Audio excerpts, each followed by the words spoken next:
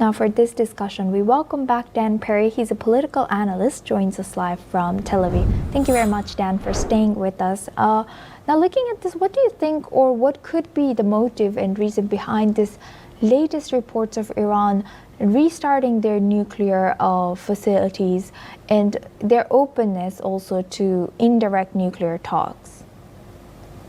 Well, I'm reminded of Occam's razor, the principle of philosophy that says that the correct answer to a question usually is the simplest one.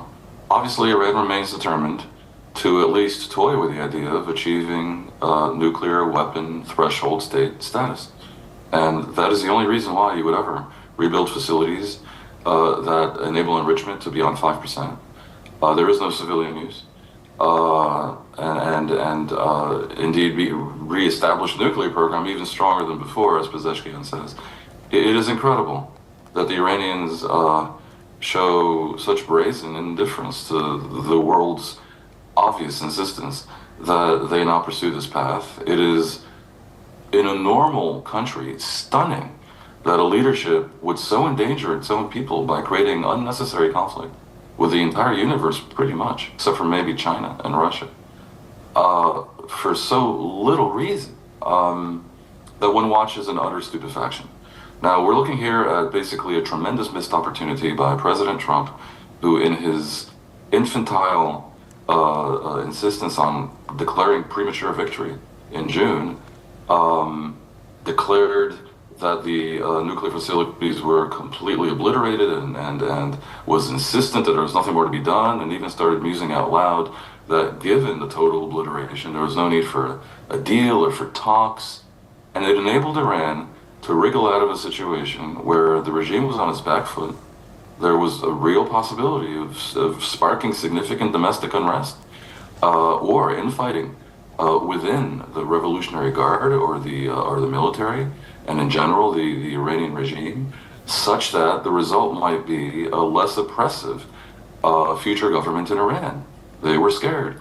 And when they saw Trump basically declaring that the job is done before it was done, they slowly began to regroup, to crack down on domestic dissent, to first muse about rebuilding their missile and nuclear program, and now apparently actually moving to do that. It is an outrage.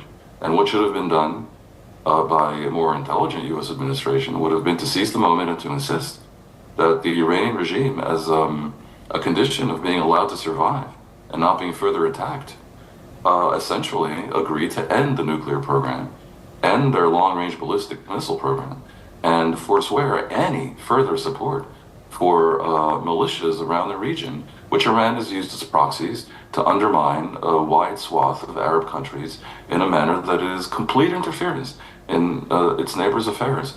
All of this should have been brought to a crushing and immediate end as a result of what was a successful war action by Israel and the U.S. And very, very sadly, the opportunity was missed because of Trump's short attention span. Why do you think they're doing this, and why do you think they can afford to do this? Why do you think, where's this confidence in Iran coming from? Well, why does a scorpion bite? Because it's a scorpion. This is what they do. Iran's regime, obviously, is determined to continue the behavior that is in its DNA, which is aggression towards its neighbors and jihadist Islam that it aims to spread around the world by means of intimidation of its neighbors. And the idea of building a nuclear program is part of that broader strategy. Also, to a degree, while the regime in Iran is definitely not popular, they have successfully harnessed nationalistic sentiment by attaching it to the idea that Iran has sovereignty when it comes to a nuclear program and should not allow the world to kick them around. In every society, it's possible to for oppressive governments to invent enemies from outside and to summon up through the argument of patriotism some support that they otherwise would not have. With that, I would like to thank dperry for joining us and staying with us, also sharing that insight.